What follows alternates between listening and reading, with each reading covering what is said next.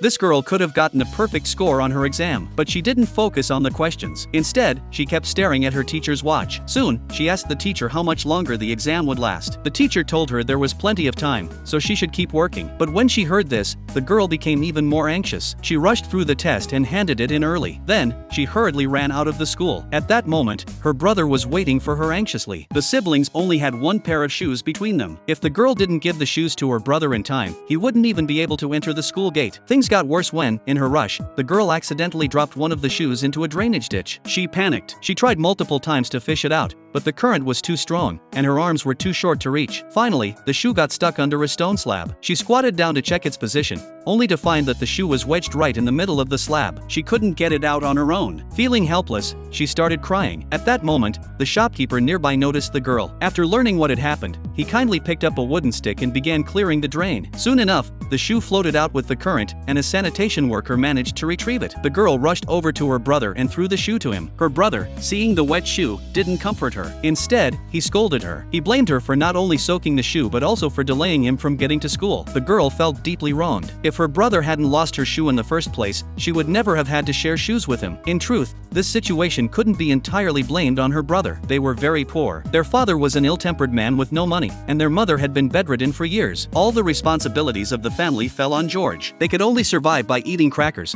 and the pair of small leather shoes that had been patched countless times was the only pair the girl had. One day, George took the shoes to the repair shop for his sister. After getting them fixed, he placed them outside a vegetable shop. He then went inside to buy some potatoes, but the shopkeeper, tired of his constant credit, only allowed him to take some sprouting potatoes. At that moment, a scrap collector passed by. Thinking the bag contained trash, he placed it on his cart. When George came out of the store, he realized the shoes were gone. He hurriedly searched the shelves. In his panic, he accidentally knocked over a display. The shopkeeper, seeing this, yelled at him. Just as George was about to explain, the shopkeeper threw a tomato at him. With no other choice, George ran home to think of another plan. But as soon as he entered, his sister eagerly asked about the shoes. George didn't know how to answer her. When his sister went to check for herself, George knew he couldn't hide the truth any longer, so he explained everything to her. Hearing the story, the girl immediately burst into tears. Without the shoes, she couldn't go to school. She also knew she would be scolded by their father. George quickly tried to comfort her. He suggested that the shoes might still be in the vegetable shop, so he decided to go back and look again. This time, George was more careful as he searched the shelves, but after a long time, he still couldn't find the shoes. By this point, the shopkeeper noticed George again. With no way out, George had to run away.